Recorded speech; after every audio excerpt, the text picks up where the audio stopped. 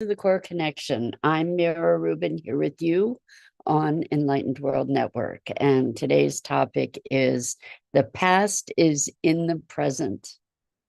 So it's an interesting thing to be talking about time and past, present, and future.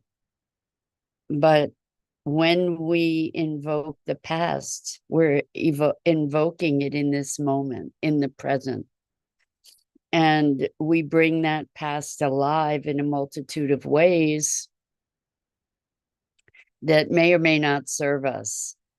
Good morning. Good morning. I am loved by God. Wonderful to have you joining us this morning. So, before we get started talking about how the past is in the present, let's take a minute or two to get present. So, let's take a deep breath in through your nose and hold it. And imagine clean, crisp oxygen flooding your lungs, flowing into your bloodstream, nourishing all your cells, all your organs, bringing vital life energy to your body and being. And as you exhale, exhale any tension, stress, negativity, fatigue. And now let's take another deep breath in through your nose and hold it. This time, imagine brilliant, bright light lighting you up from the inside out, illuminating, electrifying, energizing all your cells, all your molecules, your electrons, creating a brilliant beam of light and energy from your heart out into the world. And as you exhale, exhale any remaining tension, stress, negativity, fatigue. And now let's press our palms together, vigorously rub your hands together to feel the friction, the temperature, the pressure, the motion, and the tickling and tingling when you stop. And allow all those sensations to bring you present, right here, right now, into this remarkable physical form that enables us to experience life. Welcome, welcome, welcome. So the past is in the present. Really, that's the only place the past actually exists. Why is that, or how could that possibly be? Well, it is in this moment that we invoke the past. It is in this moment that we remember, we reassemble, we recreate, and oftentimes we recreate the past over and over and over in the same way. However, we can change the past. So there may be objectively verifiable events that occurred, for example, in the past. But what is changeable is the way we interpret those events, the lens through which we perceive those events and interpret them. And in fact, we are rewriting history all the time. They say that history goes to the victor. In other words, who writes history? The history that we study. Typically, it's the victors, the people who won. So they are the ones that get to celebrate their achievements, for example. And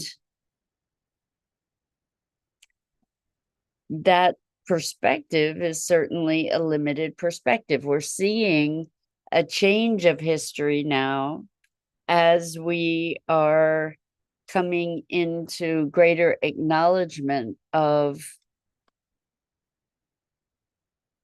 people's, indigenous peoples and people of color, and coming into a greater recognition and bringing their stories forward into our awareness, into our consciousness.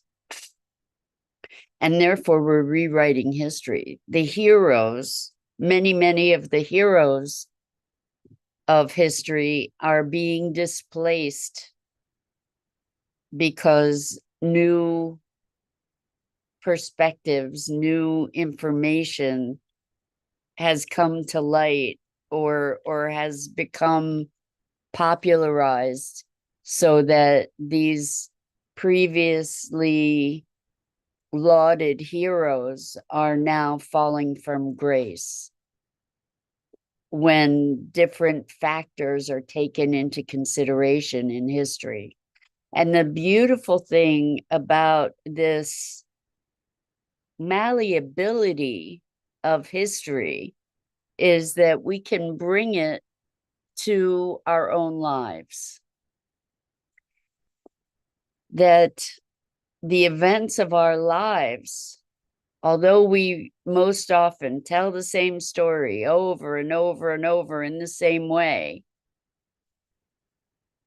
the beauty is that we can revisit these experiences with new perspectives as well, with a new lens.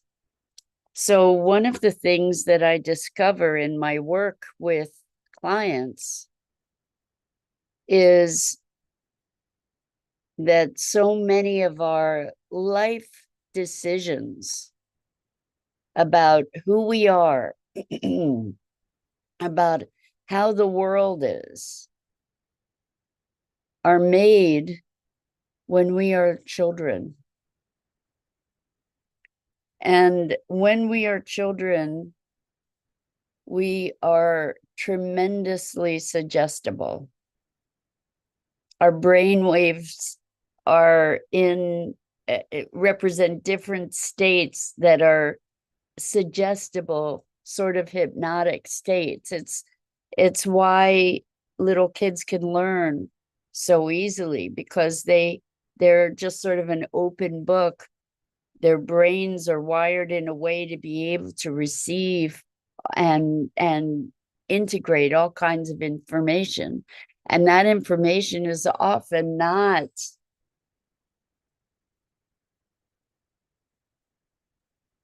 healthy, not always life affirming.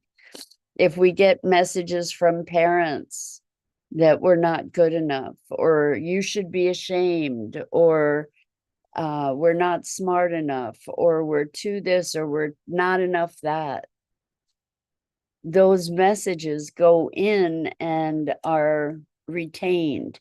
Experiences are embodied more fully, more completely, in such a way that they can follow us through our lives, that they can shape the experience of our lives in profound ways.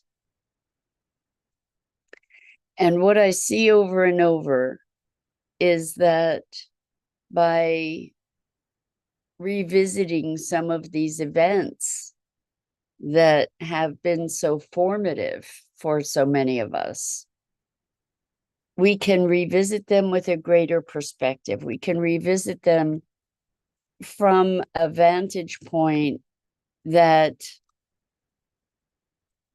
gives us more information, not unlike what we're seeing with history, where there's more information out there. We just need to bring it to the fore. So what I see, so I am loved by God says that's exactly what I'm going through, and I don't know how to let go of the negative. So it's important to recognize that the negative is programmed, it's patterned in so many ways. And if you have particular events that you can go back to, you can see, I'll give an example. I was speaking with a client, and they had this experience of being unseen. They were a kid. They were pretending to be asleep in the middle of the floor with all these adults around, and their little cousin was playing on top of them.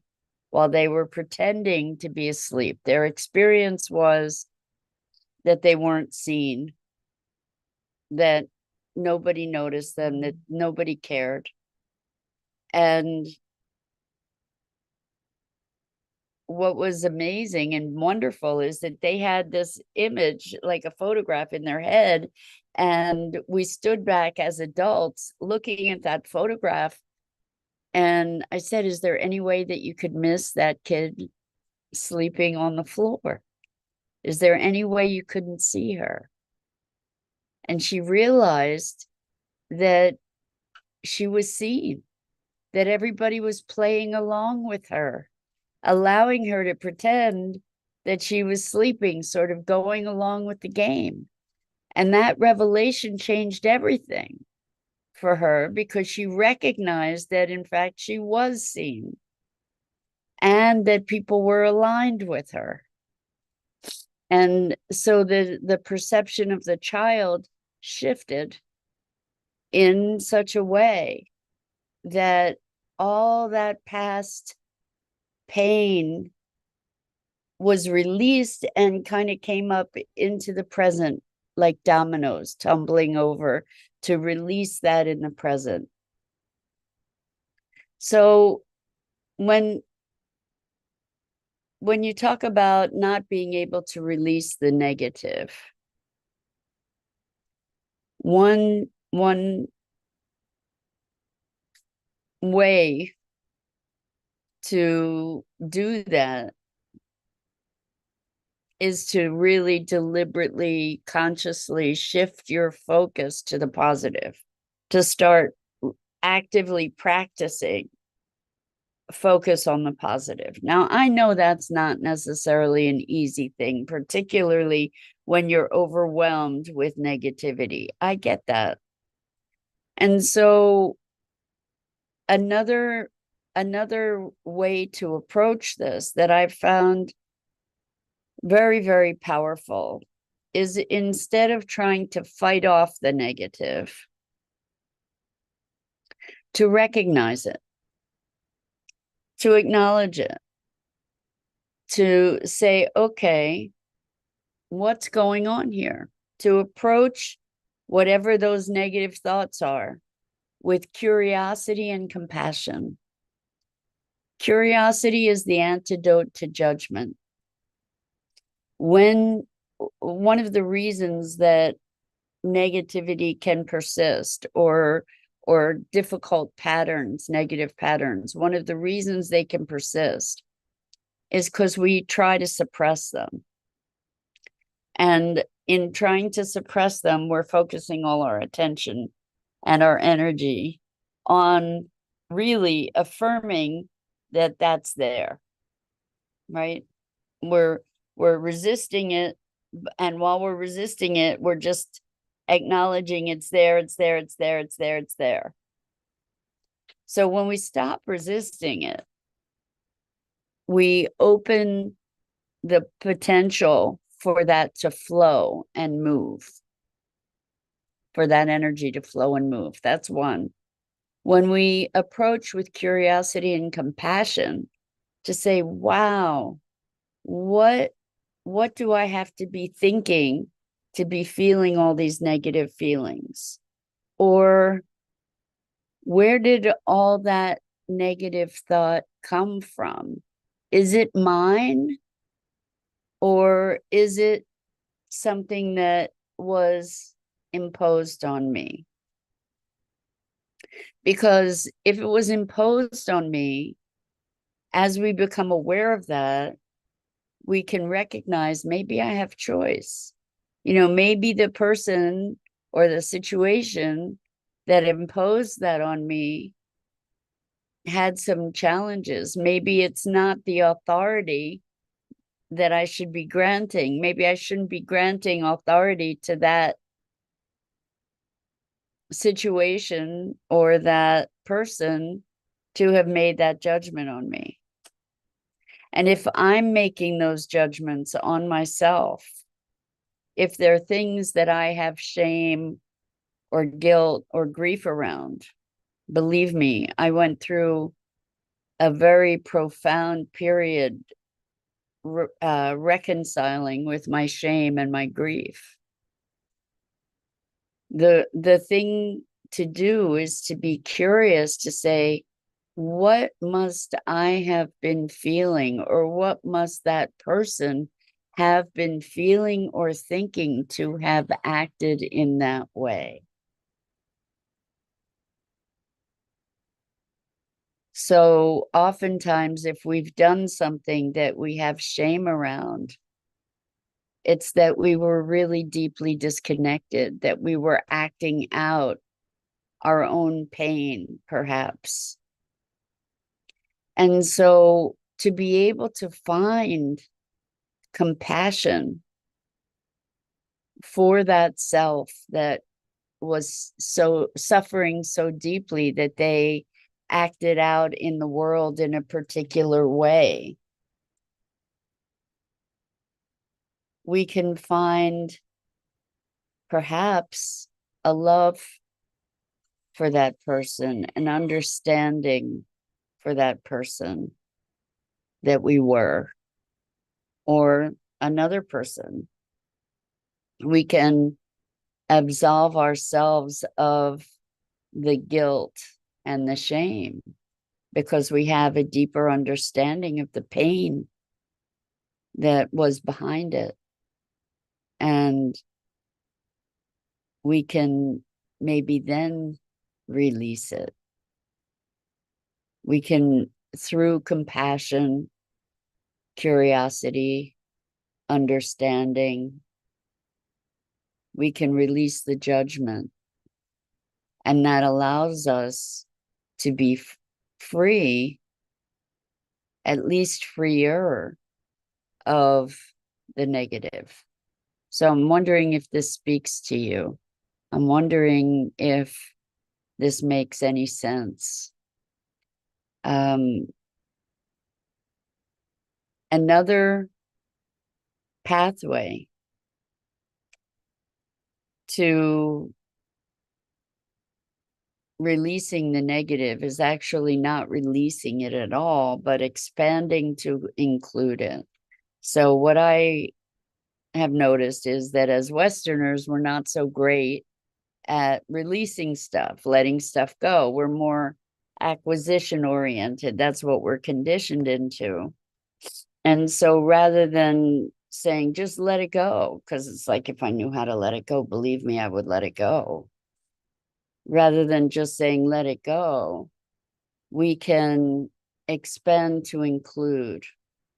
So there's negativity, we can expand to include that. In other words, we're accepting it rather than reviling it. We're not trying to exile it. We're not trying to purge it.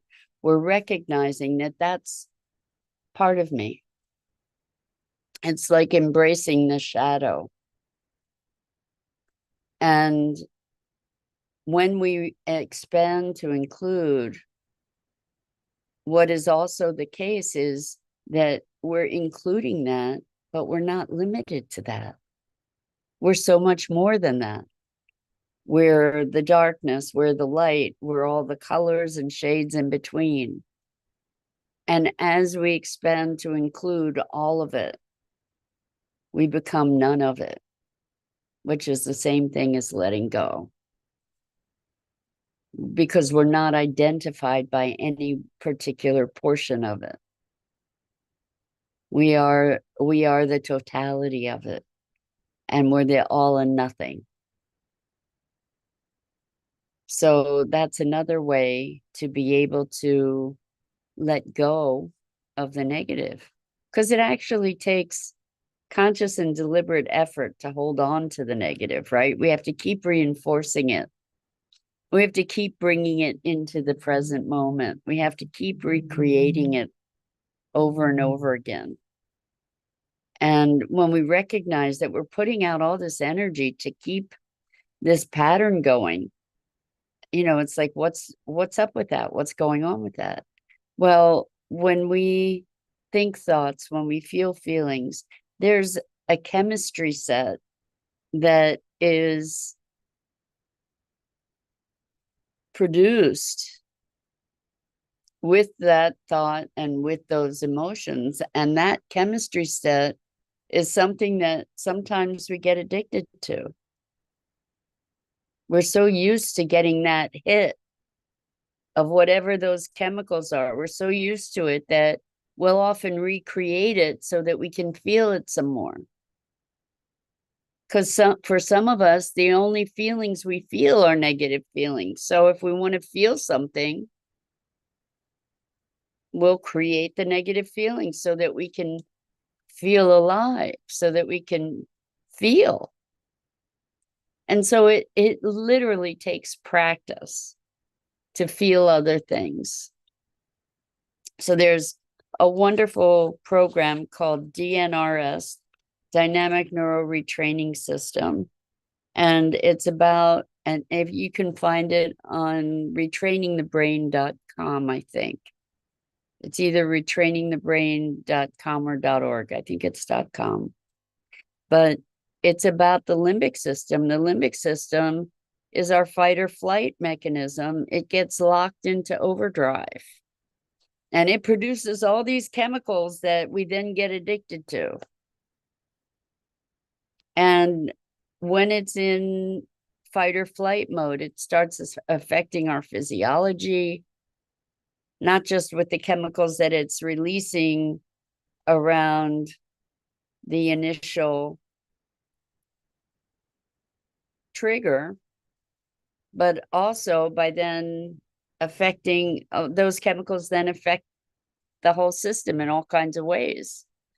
And different systems shut down and react. And that's where we get disease, dis-ease, stress-induced dis-ease, particularly. So how do we retrain it? We retrain it by consciously and deliberately practicing better feelings. Feelings of that at least get closer to joy, that at least get closer to relief, freedom, happiness, ease, safety. Those feelings, those emotions have different chemistry attended to them.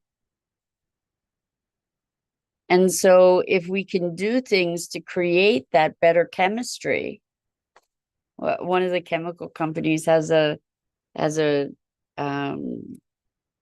slogan of better life through chemistry. Well, we can be our own chemistry sets. We are our own chemistry sets. We just don't use that in a deliberate way. So most of our ruminations are about the past, or we project the past into the future with all kinds of fear as well. But all these things are keeping us from really being present in this moment, right? We're recreating, we're telling ourselves stories that generate all these emotions, that generate all this chemistry, that in turn keep generating the emotions, and it's a spiral from there. It can be an upward or a downward spiral. It actually can be an upward spiral. We do have the capability to be generating an upward positive spiral. It takes work, particularly if you're locked in that negative pattern. It takes deliberate intention, but it can be done. And so how we bring the past into the present shapes our experience. And so if there are traumatic stories that you keep recreating from your past, like an embarrassing moment that you keep replaying and replaying and replaying, figure out how to rewrite that. Whether it's by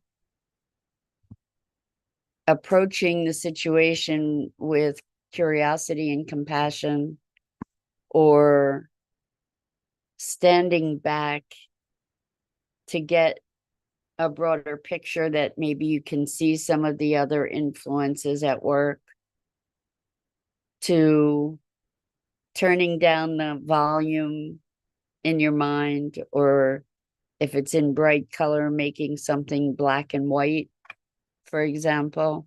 If you're playing the movie over and over, try playing it backwards.